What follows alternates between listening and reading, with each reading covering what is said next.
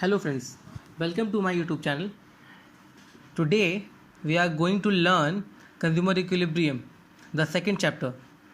Today I am going to discuss about the concept of utility, law of diminishing margin utility and budget line. Okay, so firstly, utility. Utility is the power or capacity of a commodity to satisfy human wants.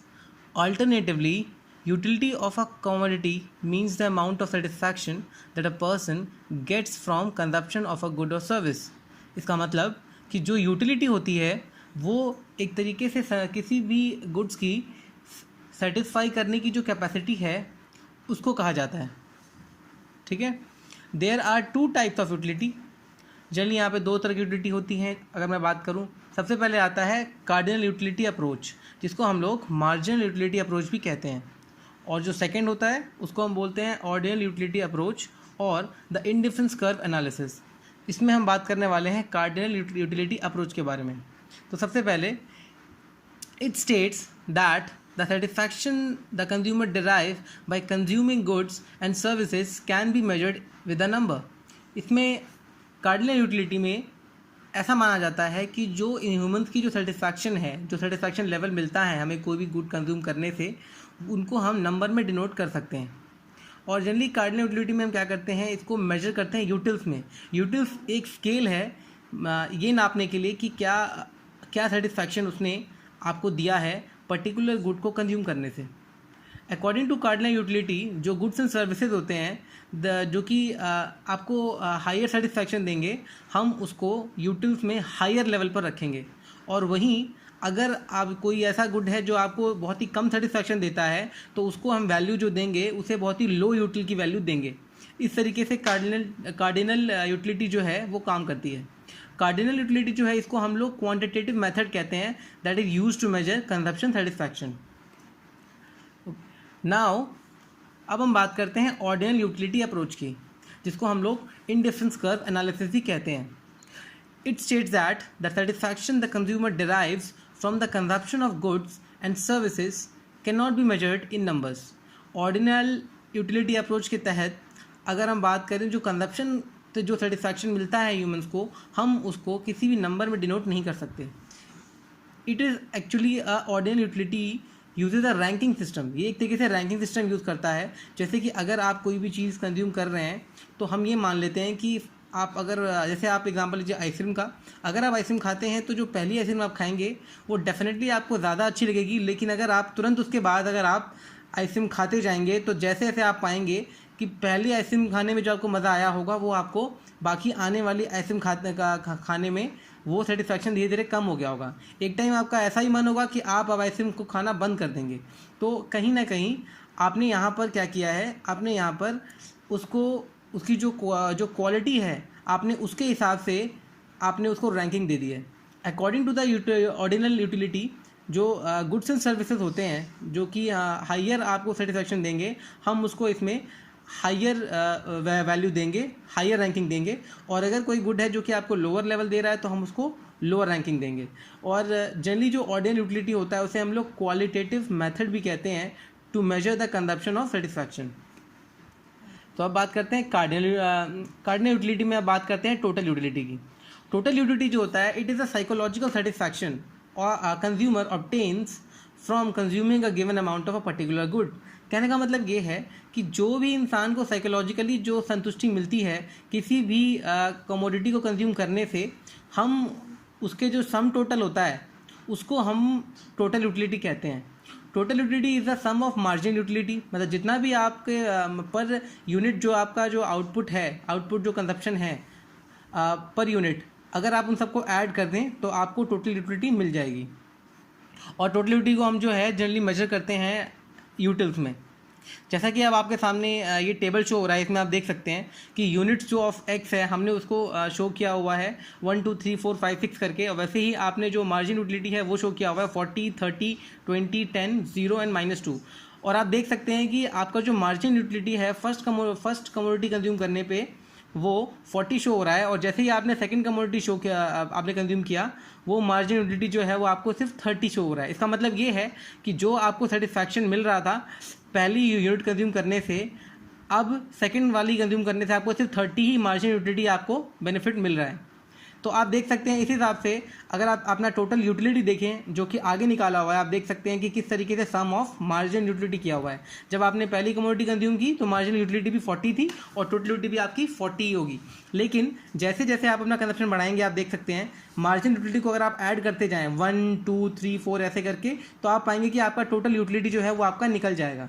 और आप इसमें ये भी देख सकते हैं कि जो मार्जिन यूटिलिटी है वो बहुत ही तेज़ी से डिक्लाइन कर रहा है। पहले 40 मिला आपको फर्स्ट यूनिट कंज्यूम करने पे, सेकंड कंज्यूम करने पे आपको 30 मिल रहा है, थर्ड कंज्यूम करने पे 20 मिल रहा है, फोर्थ में 10, फिफ्थ में 0, और फिर ये -2 हो गया। -2 होने का मतलब ये है कि अब आपका जो मार्जिन यूटिलिटी है वो नेगेटिव हो गया है। जब आपका मार्जिनल यूटिलिटी नेगेटिव हो जाएगा तो जो आपका टोटल यूटिलिटी होगा वो डिक्लाइन करना शुरू कर देगा। अब आप देख सकते हैं मार्जिन यूटिलिटी जो है in additional utils deriving from consumption of an additional unit of a commodity.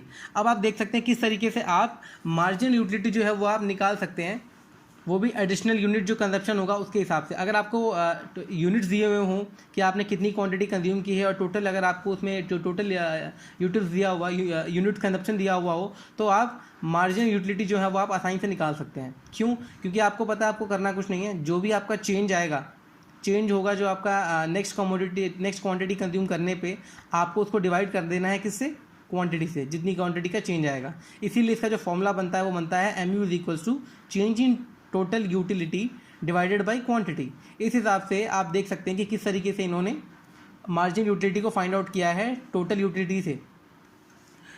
फिर आप नीचे देख सकते हैं इसमें इन्होंने 2 फॉर्मूले बता दिए हैं। जैसे आपको दिख रहा है मार्जिन यूटिलिटी जो होगा या वो change in total utility divide by change in quantity होगा, या तो आप कह सकते हैं मार्जिन यूटिलिटी जो होगा जैसे total utility of n minus total utility of n-1। फिर हम बात करते हैं law of diminishing margin utility की, जो ये बताता है कि जो मार्जिन यूटिलिटी है वो लगातार गिरती रहती है और जैसे जैसे आपकी क्वांटिटी कंजप्शन जो होता है वो इंक्रीज़ करता है। जैसा आप देख सकते हैं इस पर्टिकुलर टेबल में आपको शो हुआ है कि क्वांटिटी आपको शो होगी की गई है 1 2 3 4 एंड 5, और टोटल यूटिलिटी जो है वो आपकी 50 90 120 140 एंड 150 हुई है। अब आप देख सकते हैं ये आपका टोटल यूटिलिटी शो हुआ है। जब आपने एक क्वांटिटी किया तो 50 था, जब आपने 2 क्वांटिटी यूज़ किया तो आपको 90 मिल रहा था। लेकिन जो मार्जिन यूटिलिटी है वो आपने देख सकते हैं पहली क्वांटिटी में 50 था, फिर वो घट करके 40 हो गया। 40 कैसे आया? क्योंकि आपने 90 में से आपने 50 को माइनस किया है। जो करंट आपका टोटल यूटिलिटी होगा उसमें से आप अगर पीछे वाले यूटिलिटी को टोटल यूटिलिटी को माइनस कर दे तो आपको मार्जिन यूटिलिटी मिल जाएगा।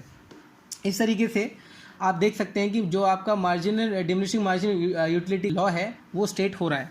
उसके बाद अगर मैं बात करूं, आप एक शेड्यूल से आप ये चीज़ें देख सकते हैं। फिर बात करते हैं law of diminishing margin utility जो होता है वो ऑपरेट करता है कंजप्शन के ऊपर। अगर आपका कंजप्शन जो होता है इसमें कंटिन्यू होना चाहिए।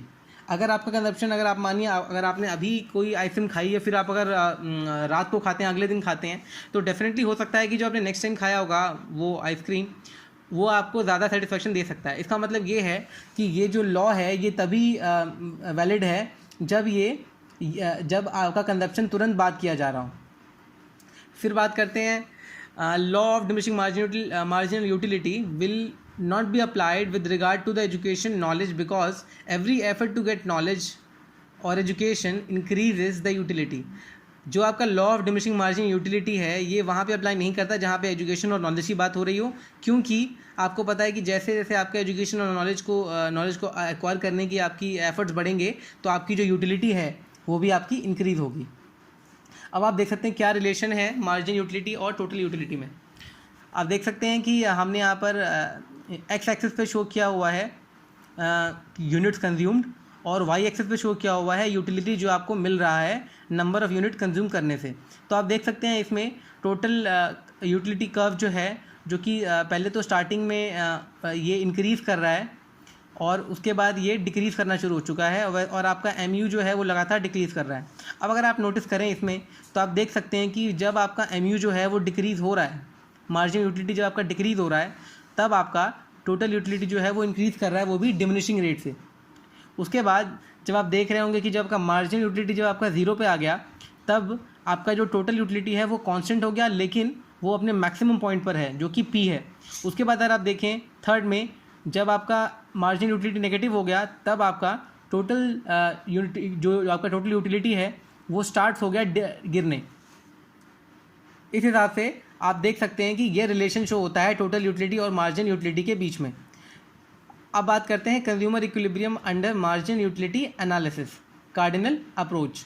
अब आप देखें, सबसे पहले तो आपको पता होना चाहिए कंज्यूमर इक्विलिब्रियम होता क्या है। तो कंज्यूमर इक्विलिब्रियम आपको पता है कि जहाँ पर वो सिचुएशन जहाँ पर कंज्यूमर को मैक्सिमम सेटिस्फैक्शन गेन हो रहा हो, और वो भी अपनी जो उसकी मनी की जो इनकम है उसके ऊपर, वो भी मार्केट प्राइस पे। तो आप देख सकते हैं डेफिनेशन भी कुछ ऐसे ही मेंशन है, it is refers to a situation where a consumer gets maximum satisfaction out of his given money, income and given market price. फिर बात करते हैं कंज्यूमर इक्विलिब्रियम के लिए जो होता है, आप अगर उसको आप यूटिलिटी एनालिसिस से उसको दो तरीके से आप फाइंड आउट कर सकते हैं, या तो सिंगल कमोडिटी केस या फिर टू और सेवरल कमोडिटी केस। तो पहले हम बात करते हैं सिंगल कमोडिटी केस की। सिंगल कमोडिटी कंज्यूमर इक्विलिब्रियम में अगर हम बात करें तो जो आपका ये जो आपकी यूनिट परचेज होती है, ठीक है, हम उसे कंपेयर करते हैं प्राइस के साथ, ठीक है, with expected utility from it, और जो भी हमें उससे एक्सपेक्टेड बेनिफिट मिलता है। आप देख सकते हैं कि अगर आप ये यहाँ पर एक इन्होंने इक्वेशन दी हुई है, मार्जिनल यूटिलिटी ऑफ मनी जो है वो प्राइस के इक्वल होना चाहिए। अगर आप सिंगल कमोडिटी की बात करें तो वो इक्विलिब्रियम तभी आएगा जब आपका मार्जिनल यूटिलिटी ऑफ मनी जो होगा वो प्राइस के इक्वल होगा सिंगल कमोडिटी केस में।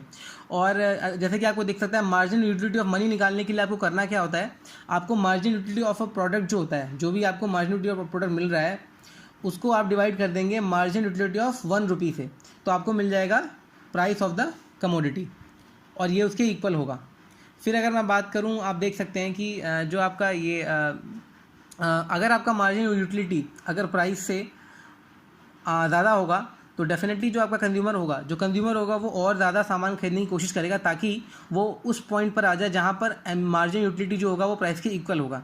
वहीं अगर आपका मार्जिन यूटिलिटी जो है अगर वो प्राइस से कम होगा तो यहाँ पे कंज्यूमर कोशिश करेगा अपने क्वांटिटी कंजप्शन को कम करने की, ताकि वो इक्विलिब्रियम पे दोबारा आ जाए, क्योंकि जब वो अपना कंजप्शन कम कर देगा तो दोबारा से मार्जिन यूटिलिटी जो होगा वो तेज़ी से इंक्रीज़ करना शुरू कर देगा। और ये आप देख सकते हैं यहाँ पे टोटल गेन फॉल होगा जब आपका जो परचेज होगा आफ्टर इक्विलिब्रियम आ जाएगा, ठीक है। अब आप देख सकते हैं यहाँ पर एक इस टेबल में आपको शोन किया जा रहा है जो कंजप्शन को शो किया जा रहा है 0, 1, 2, 3, 4, और आप मार्जिन यूटिलिटी देख सकते हैं जो कि फर्स्ट में तो नील लिखा हुआ है, सेकंड जब आपकी क्वांटिटी 1 आ रही है तो 5 है, फिर 4, 3, 2, सेम ऐसे ही करके आपने देखा कि मार्जिन यूटिलिटी जो है आपकी ये 1 रुपी के जो इक्वल है वो निकाल दी गई है। मार्जिन यूटिलिटी आर जो कि 5, 4, 3, 2 है, और मार्केट प्राइस जो है वो आपको 333 मतलब मार्केट प्राइस आपका कॉन्स्टेंट रखा गया है। अब आप देख सकते हैं कि जब आपका मार्जिनल यूटिलिटी जो है जब वो 5 है तो उससे आपको जो मार्जिनल यूटिलिटी जो आपको मिल रही है मनी की वो भी 5 है। उससे आपको दिख रहा है कि मार्केट प्राइस सिर्फ 3 ही है, इसमें आपको गेन कितना हो रहा है, गेन आपको 2 का हो रहा है। वो कैसे, क्योंकि मार्जिनल यूटिलिटी जो है वो 5 थी और जो प्राइस है वो 3 ही है। इसका मतलब ये है कि आपको यहाँ पर फ़ायदा हो रहा है, इसीलिए आप यहाँ पर कंजप्शन को अभी भी चालू रखेंगे। लेकिन वहीं अगर मैं देखूँ थर्ड क्वांटिटी पे आ गया आपका, जहाँ पे कंजप्शन भी आप 3 यूनिट कर रहे थे और जो मार्जिनल यूटिलिटी जो था वो भी 3 था और मार्केट प्राइस भी 3 था, तो आपने देखा यहाँ पे क्या हुआ, यहाँ पर आपने देखा कि फाइनली जो आपका मार्जिनल गेन है वो 0 हो गया। टिल यहाँ तक तो आप अपने कंजप्शन को जारी रखेंगे, लेकिन जैसे ही आपका ये नेगेटिव हो जाएगा, मतलब जब आपका प्राइस बड़ा हो जाएगा आपके मार्जिनल यूटिलिटी ऑफ मनी से, वहाँ पर जाकर के आप अपने कंजप्शन को बंद कर देंगे, जो कि आपका लास्ट वाला केस दिखा रहा है जहाँ पर आपको मार्जिनल गेन जो है वो -1 शो कर रहा है। और ये आप इस जो गिवन डायग्राम है आप इसमें भी देख सकते हैं, मार्जिनल यूटिलिटी जो है उसको शो किया गया है यहाँ पर वाई एक्सिस पे, और यूनिट्स कंज्यूम जो है उसको शो किया गया है एक्स एक्सिस पे। अब आप देख सकते हैं कि जो मार्जिनल यूटिलिटी है ये आपका डिमांड कर्व है, और अब आप देख सकते हैं कि किस तरीके से यहाँ पर जैसे जब आपकी यूनिट कंजप्शन 1 था तो उस टाइम पर मार्जिनल यूटिलिटी जो था आपको उससे मिल रहा था कितना, 5 मिल रहा था, और फिर जैसे ही आपने अपने कंजप्शन को बढ़ाया 2 पर लेकर गए तो आपका मार्जिनल यूटिलिटी जो था वो आपको सिर्फ 4 मिल रहा था। ऐसा करते करते जैसे ही आप 4 पर आए, आपका जो मार्जिनल यूटिलिटी है वो आपका 2 पे रह गया। तो आप देख सकते हैं कि यहाँ पर इन्होंने प्राइस को कांस्टेंट माना हुआ था, जो कि इन्होंने 3 माना हुआ था। अगर प्राइस कांस्टेंट 3 पर है तो जैसे ही मार्जिनल यूटिलिटी कर्व जो होगा वो प्राइस से मैच करेगा, वो आपका इक्विलिब्रियम पॉइंट होगा, जैसा कि इन्होंने बताया हुआ, जहाँ पर marginal utility is equals to price. तो आप इस डायग्राम से काफ़ी इजीली समझ सकते हैं।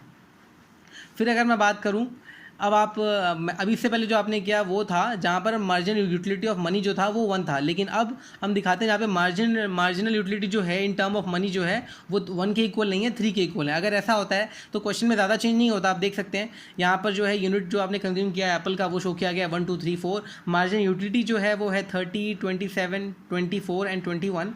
अब आप देख सकते हैं कि जो मार्जिनल यूटिलिटी है इन टर्म्स ऑफ मनी वो दिखाई हुई है 3 है, कि जो मनी की जो वैल्यू है वो 3 है। तो यहाँ पे आपने क्या किया, 30 को चूँकि टोटल यूटिलिटी से डिवाइड कर दिया तो आपका क्या आ गया, आपका यहाँ पर मार्जिनल यूटिलिटी ऑफ मनी आ गया जो कि 10 है फर्स्ट केस में। फिर जहाँ पे आपकी क्वांटिटी कंजप्शन 2 था वहाँ पे 9 आ गया, जहाँ पे 3 था वहाँ पे 8 आ गया, और जहाँ पर 4 था वहाँ पे 7 आ गया। और जो आपका प्राइस ऑफ एप्पल है वो कांस्टेंट है जो कि 8 है। तो आप देख सकते हैं कि जो मार्जिनल गेन हुआ है आपको फर्स्ट क्वांटिटी के केस में वो 2 है, सेकंड क्वांटिटी के केस में 1 है, थर्ड क्वांटिटी के केस में that is 0 and fourth quantity में आपको -1। तो यहाँ पर आप देख सकते हैं जब तक आपका मार्जिन यूटिलिटी प्राइस के इक्वल नहीं हो जाता तब तक आप अपने कंजप्शन को जारी रखेंगे, और जैसे ही वो नेगेटिव हो जाएगा आप अपने कंजप्शन को कम करेंगे। ओके और आप देख सकते हैं कि यहाँ पे जो मार्जिन यूटिलिटी है जो कि प्राइस के इक्वल है ऑफ एक्स, इसको आप ऐसे भी लिख सकते हैं margin utility of product of apple, क्योंकि हमने एप्पल को माना है product, divide by margin utility of 1 rupee equals to price. फिर हम बात करता लगाएंगे किस तरीके से हम डिराइव कर सकते हैं demand curve with the help of margin utility through the margin utility और price of the single commodity, वो भी कंज्यूमर इक्विलिब्रियम के केस में। तो अब आप देख सकते हैं ये आपको गिवन डेटा है। अब यहाँ पर आप अगर शो करें, आप देख सकते हैं कि यहाँ पर जो डायग्राम है उसमें शो किया गया है मार्जिन यूटिलिटी ऑफ जो एक्स कमोडिटी है जो कि, और वहाँ पे जहाँ पे उसको प्राइस भी शो कह सकते हैं आप, क्योंकि आप वो मार्जिन यूटिलिटी जो प्राइस से इक्वल होती है। अब जैसे जब प्राइस यहाँ पर 10 था तब जो क्वांटिटी कंजप्शन था वो आपका क्यू है, और जैसे ही आपका जो प्राइस है वो गिर गया जो कि 8 पर आ गया, तो आपने देखा कि जो आपका क्वांटिटी कंजप्शन जो था वो शिफ्ट होकर के इंक्रीज़ हो गया। ऐसा क्यों हुआ, क्योंकि जब आपका प्राइस गिरा तो जो मार्जिन यूटिलिटी हुआ उससे आपको गेन जो है पर कमोडिटी वो इंक्रीज़ हो गया, इसीलिए आपने अपने कंजप्शन को बढ़ा दिया। और आप देख सकते हैं जैसे ही आपको 2 पॉइंट मिल जाएंगे, आप उन दोनों ही पॉइंट्स को मैच करके आप मार्जिन यूटिलिटी कर्व शो कर सकते हो, उसको हम लोग डिमांड कर्व भी कहते हैं।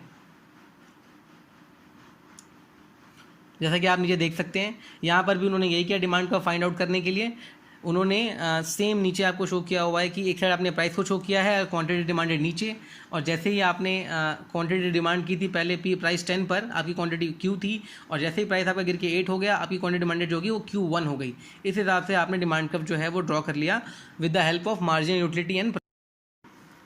अब 2 कमोडिटी कंज्यूमर इक्विलिब्रियम जो है वो आपके लिए नेक्स्ट वीडियो में मैं लेकर आऊँगा। Okay, thank you. अगर आपको मेरा चैनल पसंद आया हो तो डू लाइक, सब्सक्राइब, और अगर आपके पास कोई क्वेश्चन या कोई क्वेरी हो तो आप मुझे व्हाट्सएप नंबर पे जो आपकी स्क्रीन पे शो हो रहा है आप मुझे उस पर भेज सकते हैं। Thank you.